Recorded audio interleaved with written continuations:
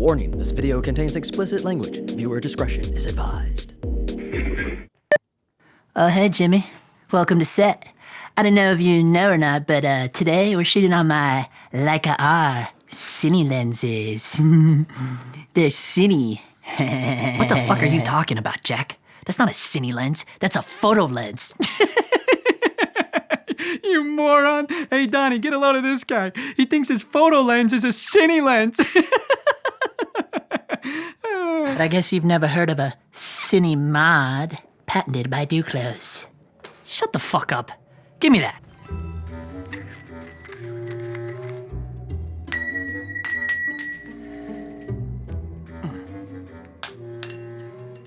Photo lens.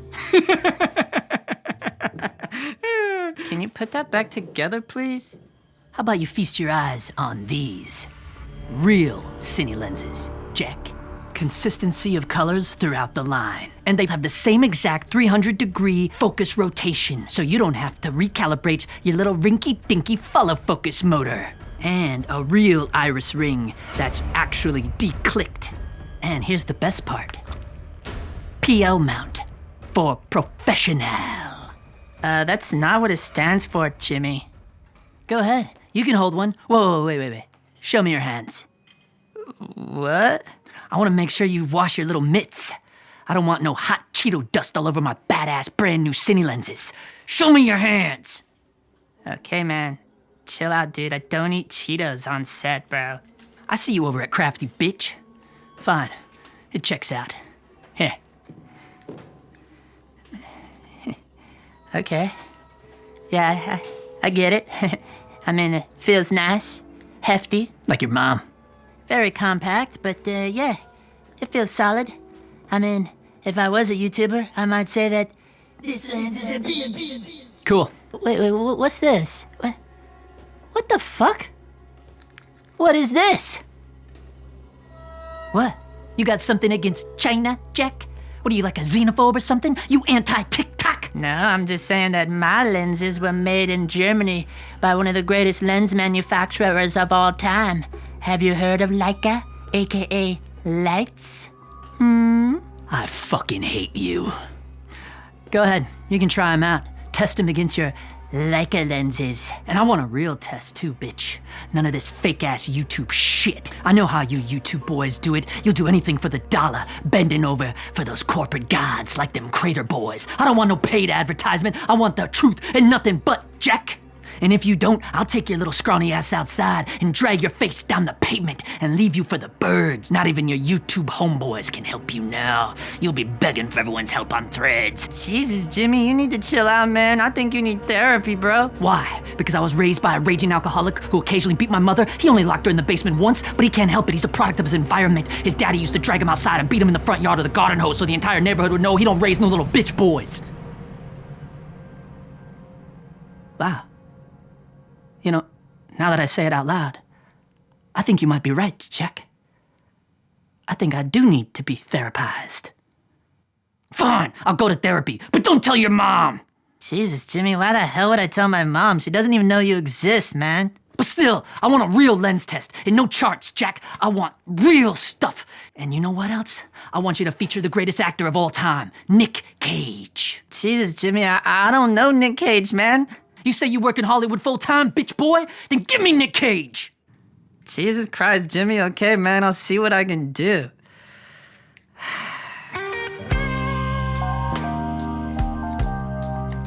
Okay folks, all jokes aside, before we dive into the footage, we are going to look at these lenses from the outside, compare the differences of each. So the NiSi have a really nice build quality. I do not have anything to complain about. Really nice 300-degree follow focus throw. The yellow engraving on the numbers is really nice. It's really great to see those numbers in the middle of the night or in low light situations. Plenty of low light comparisons to look at in today's video. Still very compact, but at the same time being PL mount. So really nice, 80 80mm diameter fronts with 77mm filter threads. Now we're looking at the Leica Rs. These are cine-modded through sim-mod lens. You'll notice my 50mm here has this big hood on it. I originally bought that for the 28mm L Merit. The downside is that hood vignettes with the 28mm, so I put it on the 50. And the reason why is it gets the matte box further away from the follow focus motor because these lenses are very, very tiny. You'll see that my iris is not declicked on my Leica Rs. Yeah, you'll see how deep it is. It's nice, a little bit better, it gives you more room.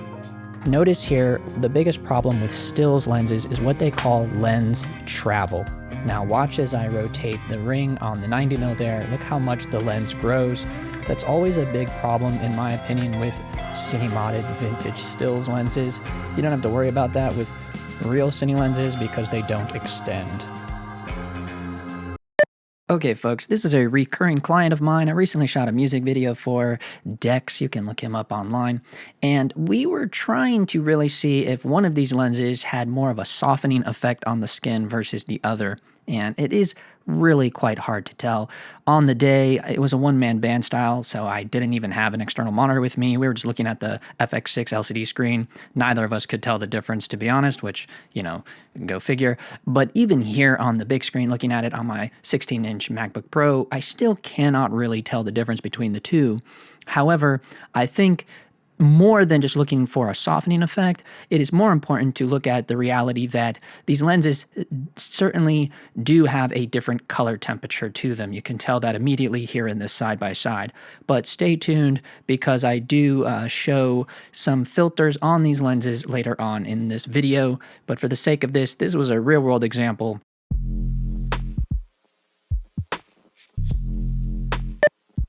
Here we go. This is the 40mm NiSi. We are ripped wide open. We are gonna go straight to the back now.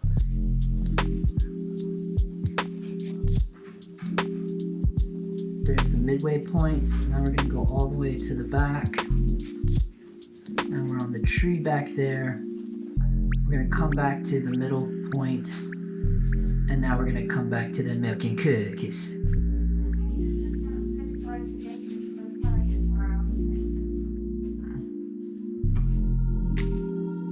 Go all the way out of focus so we can do an iris pull.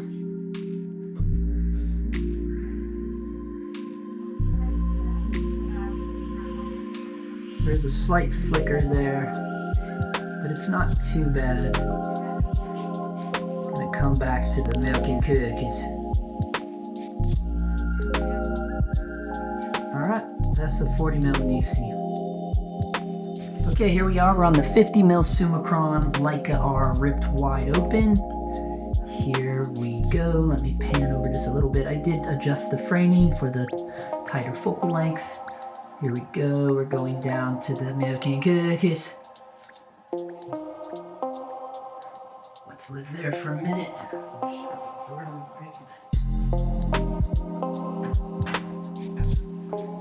Okay, now we're gonna go back to the mid-ground. Looks like we lost a tiny bit of exposure. You're noticing the focus breathing. I'm gonna go all the way back to the tree. Yeah, notice the F2 is darker than the T19. Okay, we're coming back to the middle ground.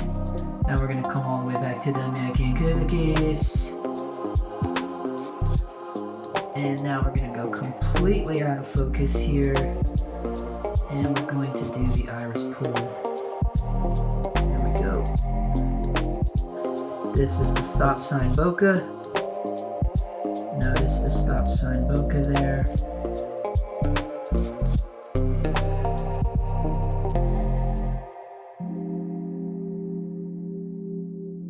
I don't know if you guys are familiar with the story of the declicking of Leica Rs, but if you do it wrong, it could mess it up forever.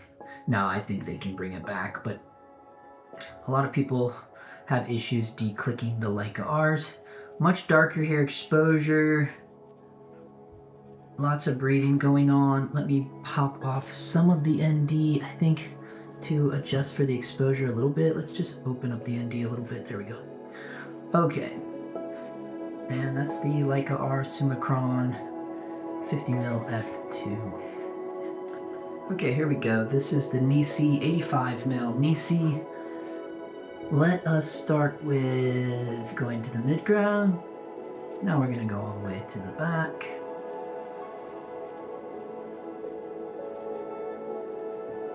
Now we'll come in quick, coming in quick to the mac and cookies. And we'll go back, fast. So there might be, I mean, it's slight. You know, you could argue that it's there. Okay, let's keep going all the way and we'll do an iris pull here with the 85mm. Here we go, she's stiff. There she goes.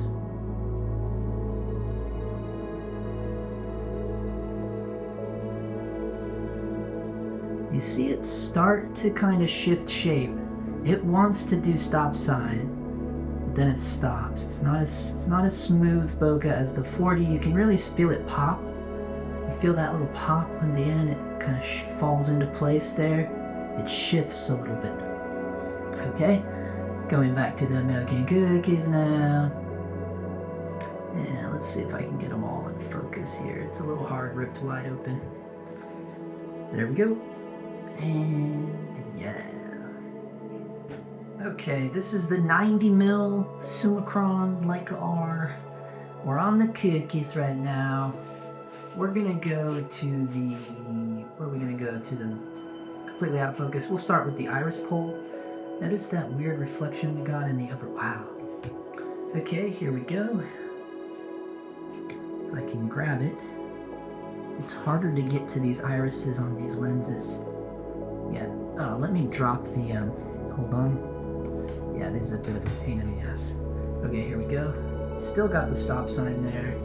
It's not as noticeable for some of the tree shots, but you'll see that in a minute later on in the video, but yeah, you're not gonna get rid of this. Now, obviously, if it was declicked, it would be smoother, but a declicking is not gonna get rid of this stop sign bokeh shape, FYI. Okay, we're coming back. Nice long focus there on this Leica R's though. Here we are, the milk and cookies. We're gonna go in the midground, breathing. We're swimming all the way to the back now. And yeah, and if we do a quickie, you can really feel. Now, you feel that? See that image shift? Now, the lens support will help with that a little tiny bit, but it's still there. Notice the vertical image shift that happens. That's the lens bouncing back and forth. Now, a lot of that may be that the EF to E mount adapter that I'm using is just a Sigma one. It's not a locking mount, so...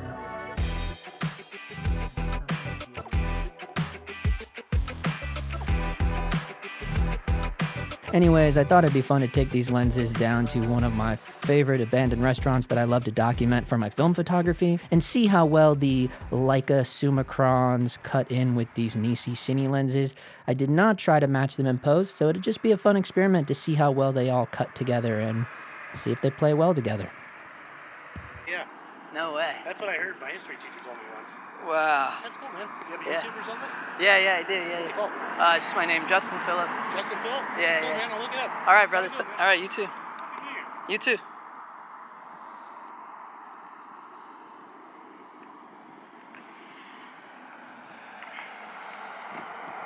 He was saying that his history teacher told him that there are tunnels underneath this building here. T4 on the 85.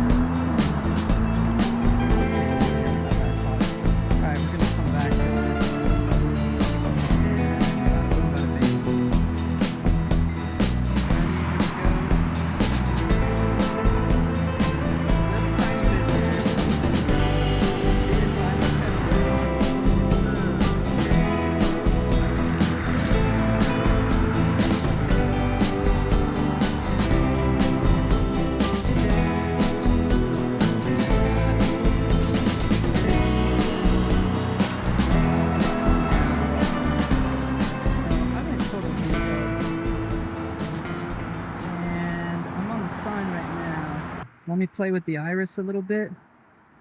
Yeah, no, you're not gonna get it. You're just not gonna get that. Gonna go handheld here. You can see the orbs there when we're ripped wide open here on the mailbox there. Nice orb action there around the mailbox. So we'll go back to Nick Cage there. And there's Nick. There's Nicky boy. And then we'll come back this way a little bit. So I want us to pay attention what happens when we start panning with these bulbs here. See that side glare from the tungsten? So that's a bare bulb. You're not getting that out of the frosted Astera. I mean, you're getting a little bit of halation out of that, but not much. And you're not really... But look, before we even get to the bare bulb, we're already getting some pretty wicked side glare in there. I'm purposely not using a matte box because I want us to pay attention to this side glare. Notice it there, the orb in the middle. You can see the reflection of the filament. If you look between the Nick Cage head and the tungsten bulb, you can literally see the filament of the bulb showing up there on the image. And that's an inner reflection of what's going on with the inner reflection of the lenses, the lens elements inside of the NiSi 85mm lens. So there are some inner reflections going on there. That probably is normal for the most part. I think we'll even see that on the vintage Leica Rs. Okay, I'm specifically, yeah, look at all that glare, specifically not choosing ND, not using a matte box, because this is what we want to look for, this kind of side glare and what's going on with it.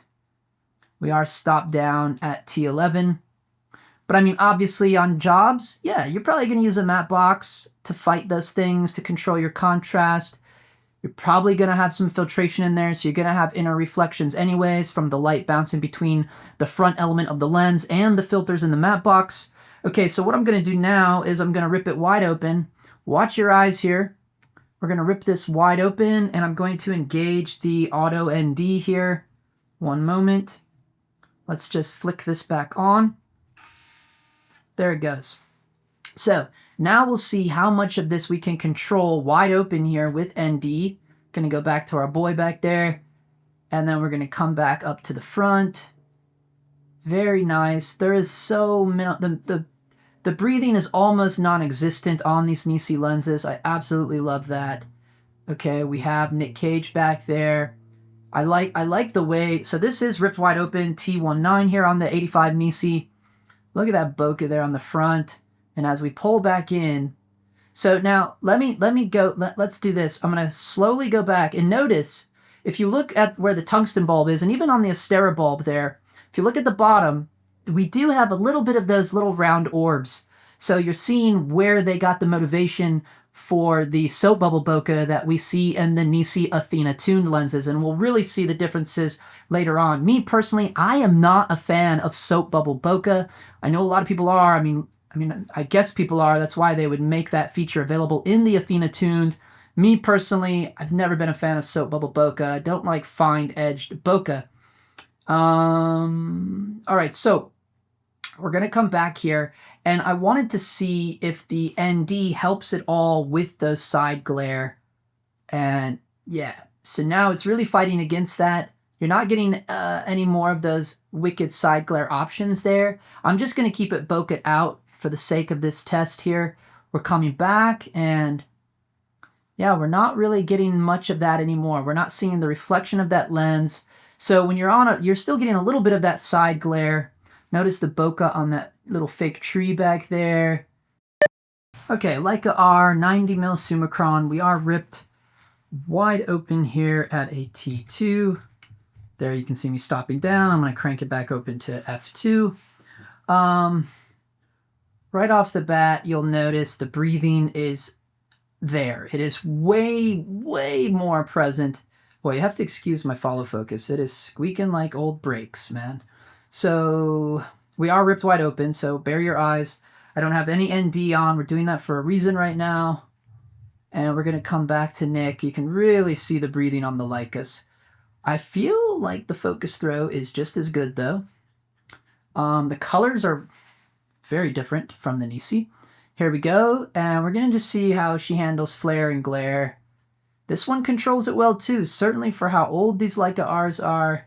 It is holding it down. Here we're coming back this way now, and you can feel a little bit of that glare, but it isn't too bad.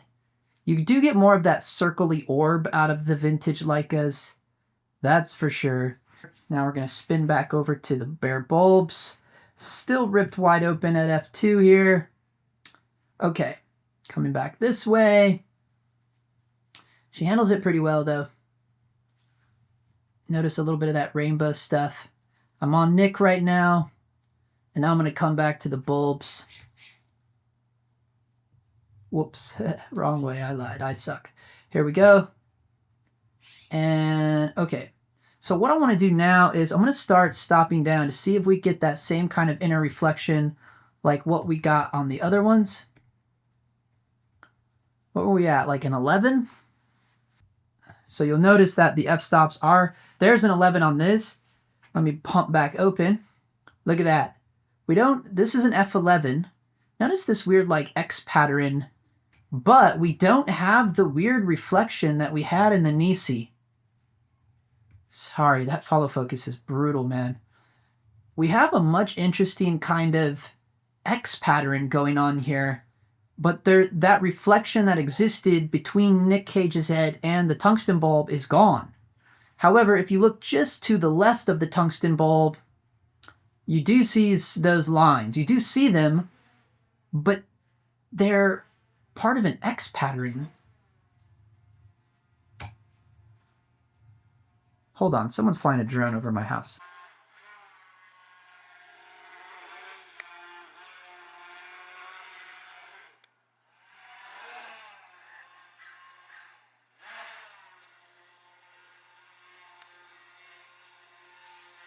Having a standoff between this drone.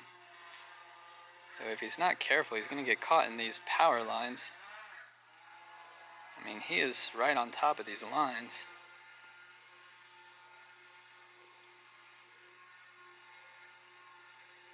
He's just chilling right there.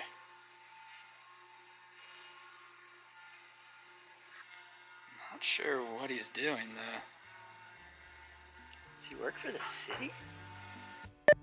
And we can get an idea of the skin tones. This is without any filtration whatsoever. And yeah, we're gonna see plenty of this type of stuff in today's video with the natural sun flare and all of that. But just because this is the filtration part of the test, we wanna see how each filter reacts to it versus something like the Leica R without any filters. In my experience, sometimes vintage lenses have enough of their own character where, depending on the strength of the filtration that you introduce in front of the lens, it can result into a much muddier image. But you know, sometimes the project might call for that. So again, this is the 40mm NiSi ripped wide open at T19, no filtration whatsoever. This is the only test where I use the matte box to control more of the contrast and everything. So, okay, this is the Leica R 50mm. No filtration on this 50mm Leica R here. Obviously much tighter because, you know, we're 10 millimeters narrower now. I am gonna move it so we can see a little bit more of that window back there so we can see the halation there. There it is. So this is probably most similar to it. So we can see what those... I'm not gonna do every filter. It'll be way too long because really the whole point of this is just to see if we could get the NiSi somewhere to what a vintage Leica lens would get us. This is the Leica R 50mm ripped wide open at f2, no filter whatsoever. And these are the kinds of, again, you're gonna see plenty of flares in the main video. Okay, so that's with none.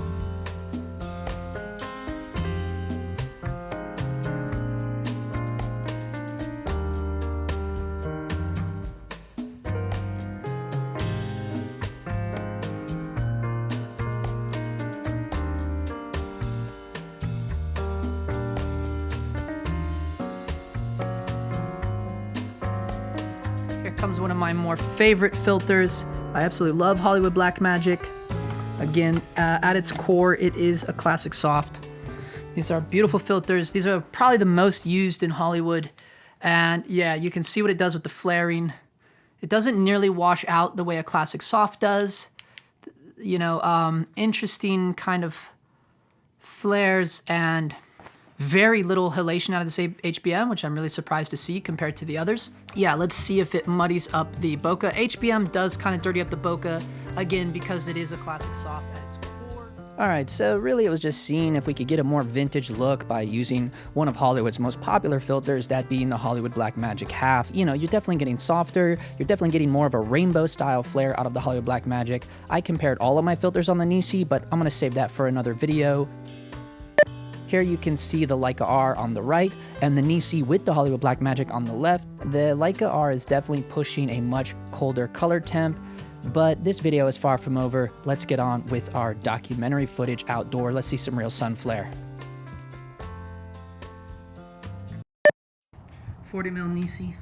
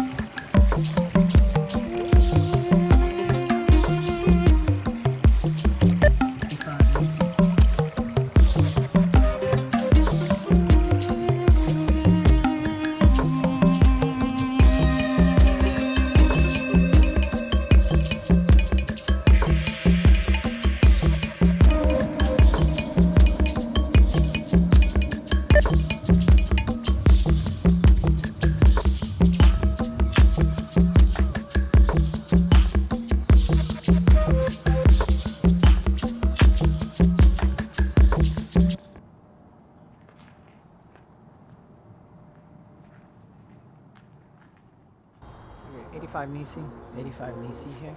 I'm gonna try to see. That's the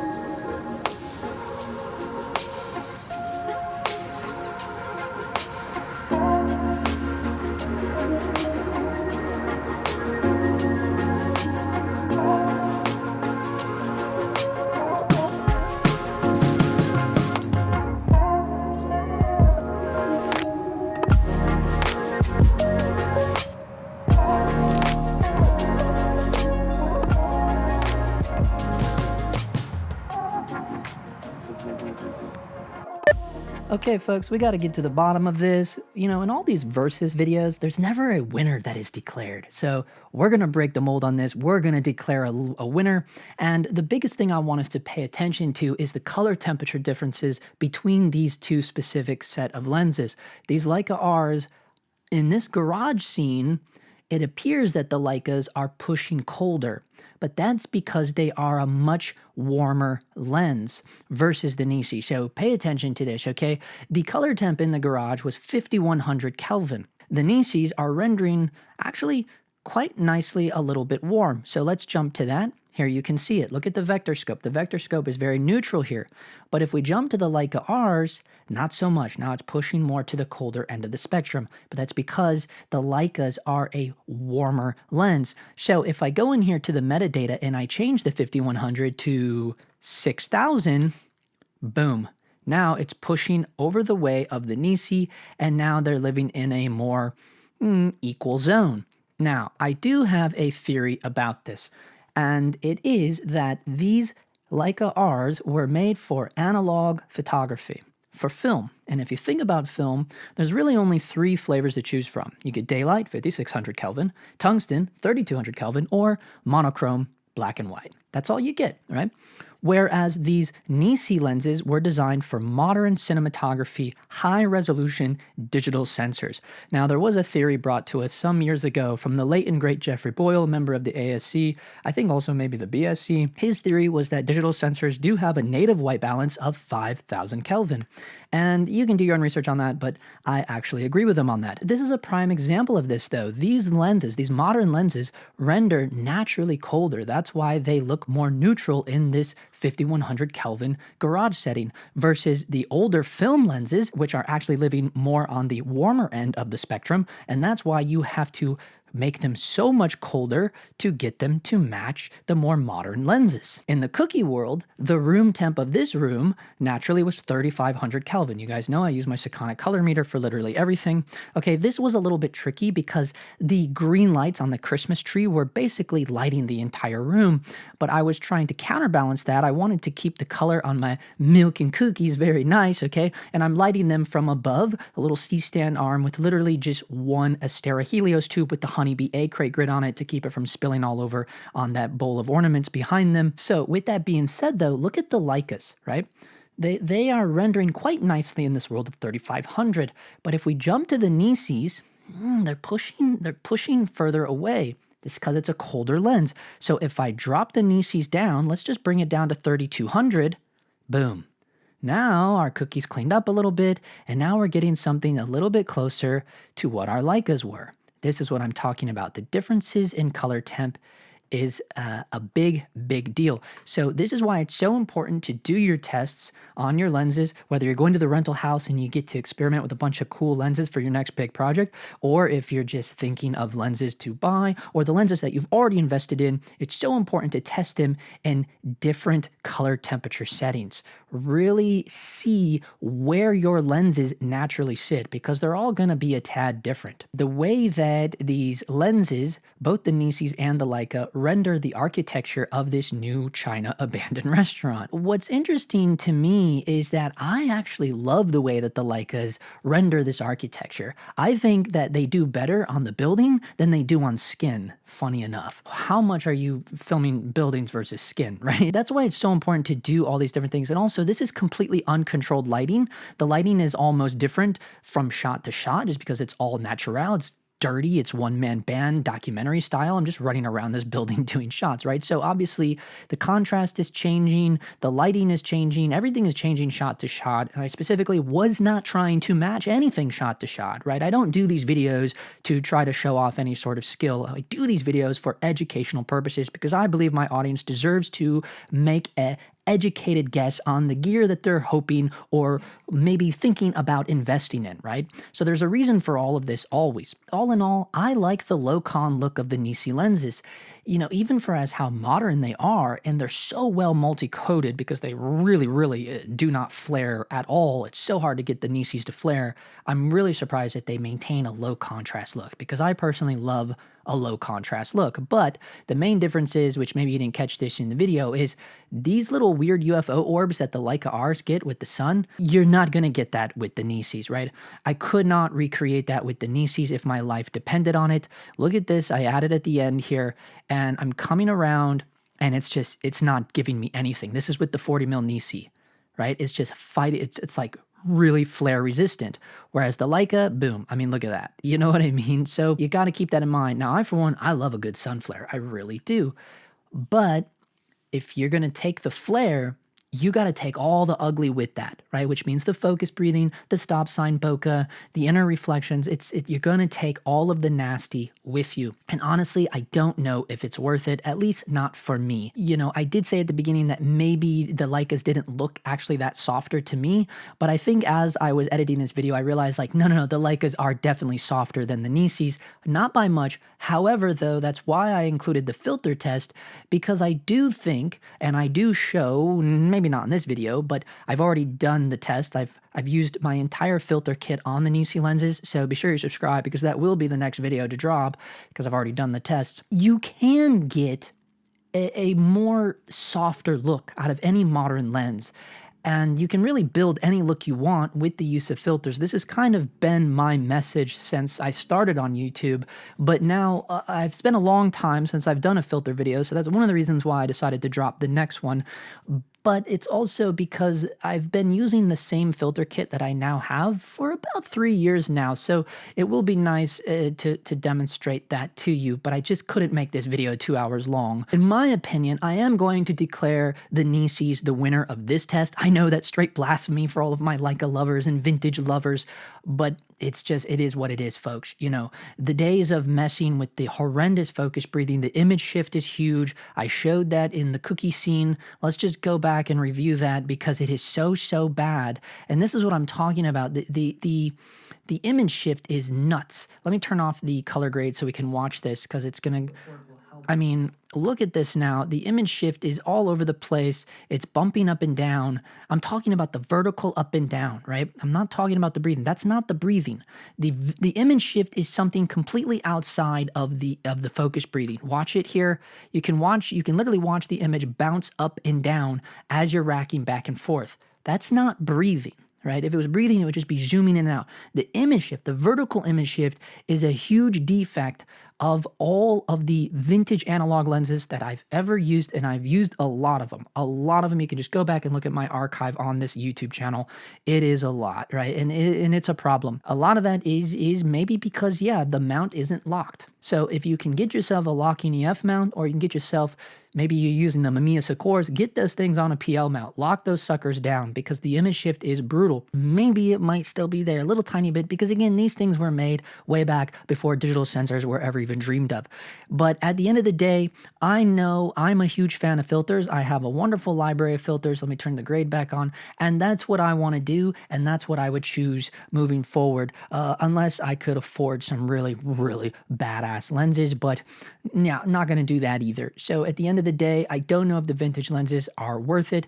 And also, I still have my collection of Leica M lenses, so if I really wanted a unique look, I would just use those. Granted, I would never cine-mod those because I don't want to destroy them, and I still want to use them on my Leica M cameras for film.